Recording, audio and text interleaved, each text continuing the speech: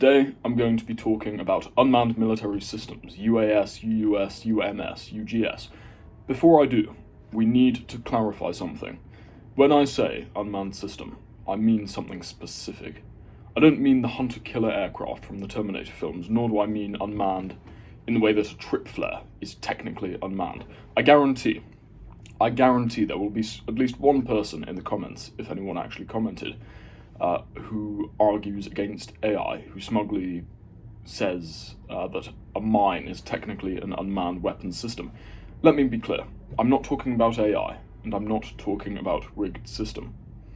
I am talking about unmanned systems specifically. AI is not the same thing. It's artificial intelligence. It can be employed on an unmanned system. That would mean the system controls itself. A rigged system is merely a manned system that requires only one manned step, and then can be left. An unmanned military system, in the context I'm talking about it today, is a system which doesn't physically require a human to operate it and be present. That doesn't mean it's fully automated, but rather remote controlled at the very least. It has to allow humans to not operate it physically. In short, to be colloquial, I'm talking about drones. Let's clear another thing up. Unmanned systems aren't just for weapons. It includes bomb disposal robots, intelligence, surveillance, reconnaissance, really rather important things. And I don't think many people have an issue with bomb disposal robots, because they save so many lives. And that's the general train of argument I'm going to be talking about when discussing unmanned systems. Now that I've made a mess of that concept with my initial clarification, let me explain why people have such an adversity to the concept. Unlike the debate with AI, I think we can actually come to a more crystallized conclusion with this. So I'll get into the meat of the Marmite nature of the unmanned system. Many people hate them. A main issue I hear is because they trivialize warfare. If we think about UAS, our Reaper drone, for example, there's an operator sitting in a command and control room, miles and miles away from the action. Many think that this lady or gentleman is not actually involved enough in the action to properly consider the situation, to appreciate the consequence. Many people talk about the idea of video game mentality. PS4 war is what they call it. There isn't proper consideration, they believe, given to the idea of killing, of taking a human life. They consider it to be both physiological and psychological distancing. And that reduces the perceived severity of the situation or consequence. Now, to be clear, in their current format, so long as they're used properly, and of course, advanced in technology, I think that drones have a huge benefit to any fighting force. As with any weapon system, immoral use would be awful, and illegal. But I think good use promotes the good. In any scenario, or in this specific scenario, the video game argument doesn't really work. Drones, and I'll just refer to them as that from now on because people hate hearing UAS all the time, actually do have a huge benefit. And I'd say the video game argument doesn't really work. First, this is the most advanced age for ISR.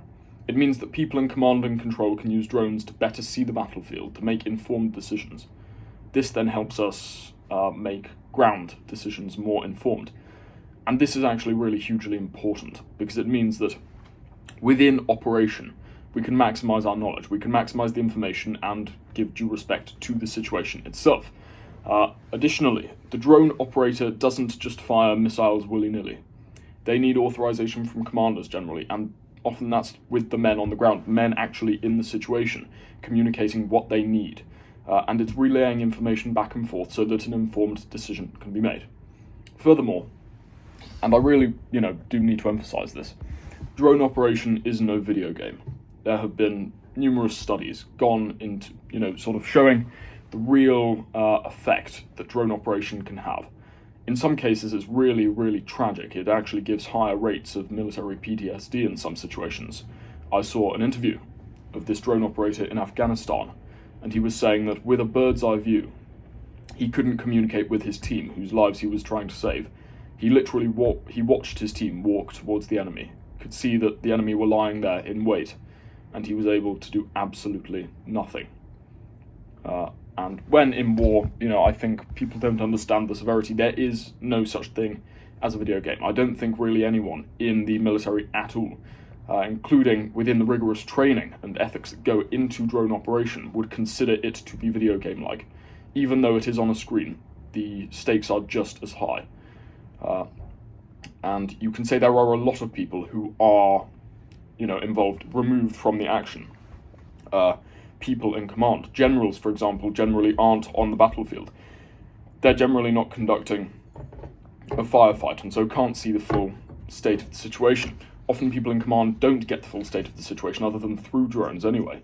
But the reason we have that is so they can make the most informed, tactically valuable decisions humanly possible. And that's the same sort of logic used here. It's no video game. I would also say that one could make the same arguments with this video game warfare, the PS4 war, for the heads-up display of strike fighter pilots providing close air support.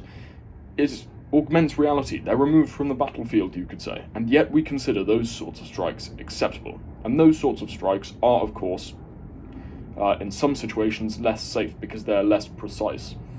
Also, again, not all drones are for weapons systems anyway.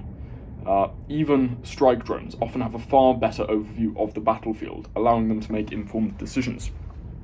The strike is, a lot of people say, a secondary characteristic. Their main value is in having this overview, is in providing information, surveillance, reconnaissance, and often that is their role even if they are going to make a strike. There's a lot of ISR that, takes place beforehand. It's not just firing off missiles and dropping bombs. I'd also say that people also dislike the distance. And they say that it's video game-like because you're not actually involved in the action, of course. They dislike the physical distance, the idea that the lady or gentleman operator is sat a world away at a computer, which makes them, of course, far safer, but it means that they can make proper tactical and strategic decisions, intelligent decisions, while not in the chaos that is the battlefield. And they can help people on the ground as well, so it saves lives in that scenario as well, in that context.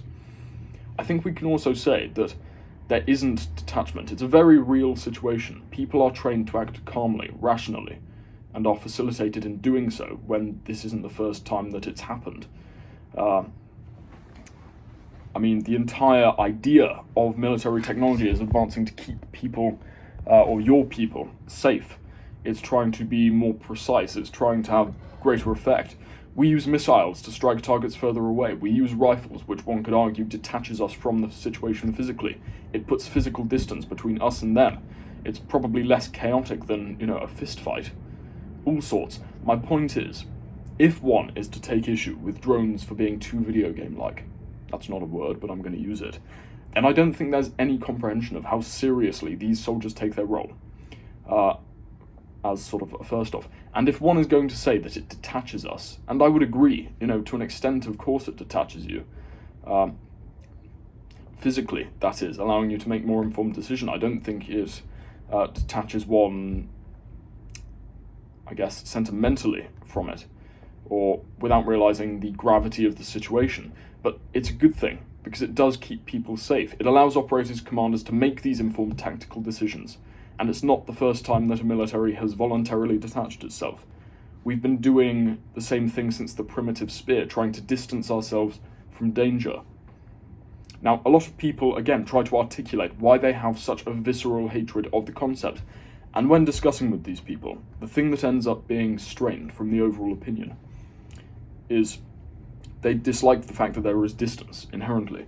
And they also really dislike the idea that one side has an unfair advantage. The idea that, you can't, someone on the ground in a lorry isn't going to be able to do much about a drone, about a missile that's coming down to strike them. But I would argue that that is, militarily at least, what human development is. It's developing more advanced things with superior capabilities. Only in this case, really, it's reducing the number of humans that get hurt. It maximizes precision, efficiency. Drones aren't like machine guns back in the day, designed to kill as many people as possible, to create area blocks. They are designed to be precise. That is their aim, and beyond that, that's only a very niche function. Their primary aim, a lot of people would argue, is ISR. So, nonetheless, I don't think the video game argument works particularly well. But people then use the far more apt argument that these drone strikes have hit civilians in the past, and that one can't have a full range of view, situational awareness. And to an extent, this really does have validity. In a lot of the older model Reapers, before they had upgraded cameras, and a lot of the older model Predator drones, they could only see a very, very small area of land because it was a literal zoom in. And of course, there were really tragic incidents where civilians were killed. And of course, it is illegal to intentionally kill civilians. Generally, it's not intentional, rather accidental, or collateral damage, which technically isn't illegal. But nonetheless, we can say that these accidental deaths, civilian deaths, are a travesty, and we should really aim to fix the situation. If we are to look at collateral damage, technology is really improving to make the munitions more precise in drone strikes. And I'd say drone strikes are probably more precise, have less collateral damage than using conventional munitions often.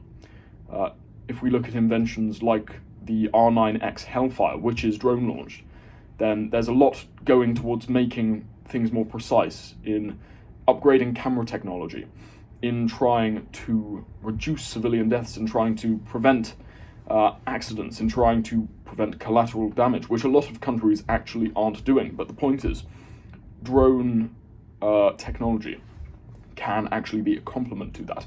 It can facilitate people being able to make it more precise, to avoid collateral damage.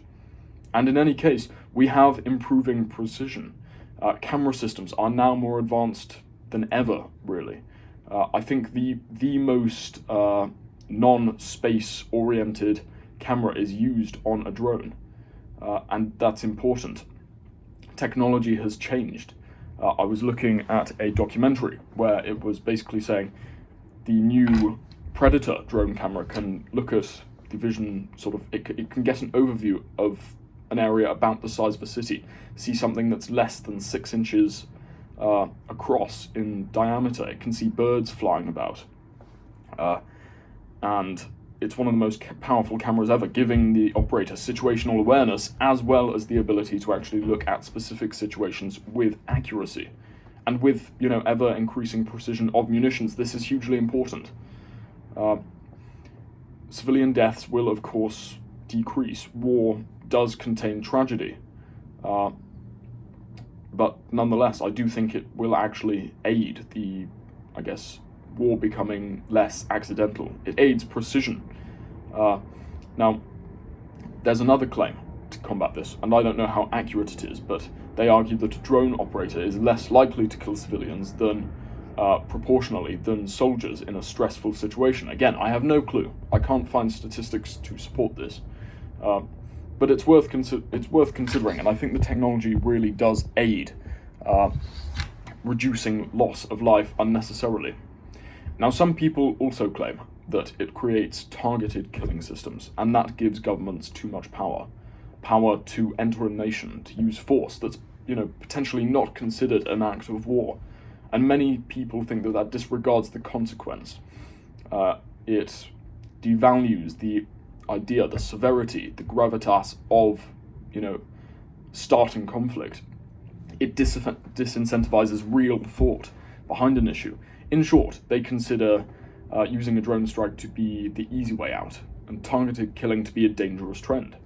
Now, some people argue that it may bring about a permanent state of war through this, because no war is officially declared. We've had drone strikes in the past where operation, whether you can say it's necessary or not, it hasn't actually started a war. Now, you can see that as a good thing or a bad thing, but nonetheless, it probably does allow for more capability without having to start a full-on war.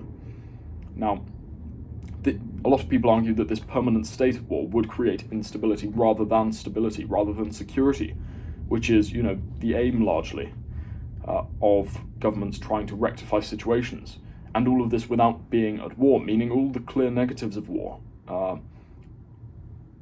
exist, without the accountability for governments. And people don't see the effects of that. Soldiers aren't deployed. There's no emergency measures put in, no clear declaration of war. Now, I could say one could use that same argument for cruise missiles. And the use of drone strikes would mean more targeted killing, of course, which, one can say that's positive or negative, but nonetheless, it minimizes a lot of collateral damage in some situations. We're not dropping hundreds and thousands of unguided bombs to destroy a war leader, nor even blowing up sparsely populated compounds which have, important enemy leaders in them, nor blowing up, nor just, doing things with more disregard. It's all about precision. And, again, that does targeted strikes often do promote the end of war, the collapse of enemy leadership, which, generally means theoretically a lot less people have to die on both sides, and that's a very positive thing. Nonetheless, there are arguments on either side, and some, the people on the other side do have a point. Beyond this, on the pro side, people say that drones save a lot of lives in their precision. They're also relatively cheap, meaning funds can be diverted to more beneficial areas. They mean soldiers don't have to be put in harm's way. They allow for more tactical, strategic thought from a place that's calm, considered, rather than action out of desperation or necessity. They perhaps allow our nation more capability to pull off maneuvers and missions that would otherwise be impossible for manned technology, meaning wars, end sooner, effectively. Campaigns go better. Wars end sooner. That's what we want. Plus, ISR value, intelligence, surveillance, and reconnaissance, allows for better forward information once better sensors are equipped, and we're seeing that. One can conduct search and rescue. Nowadays, you don't have a compromised field of view. As I was saying, they utilize the most advanced non-space application camera to ever exist to be able to look at details smaller than a small bird while still looking at an area about the size of a large city for situational context. And this isn't even to mention their tactical prowess, their actual benefit within a campaign itself, within conflict itself, which of course is hugely positive. All in all, I think that unmanned systems have a huge benefit. But they have to be used in the proper context. There are a lot of certainly very, very powerful arguments on both sides.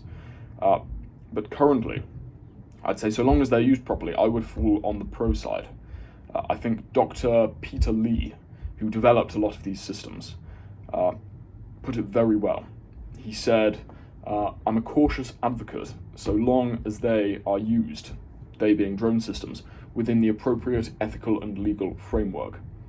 And again, that technology is developed. So the answer, in my view, is to scrutinize the ethics being used, inspect the policy behind the action, label action as action, and advance technology to improve the benefits of unmanned systems and drone tech, to make it better, to make it a force to reduce collateral damage, to reduce accidents,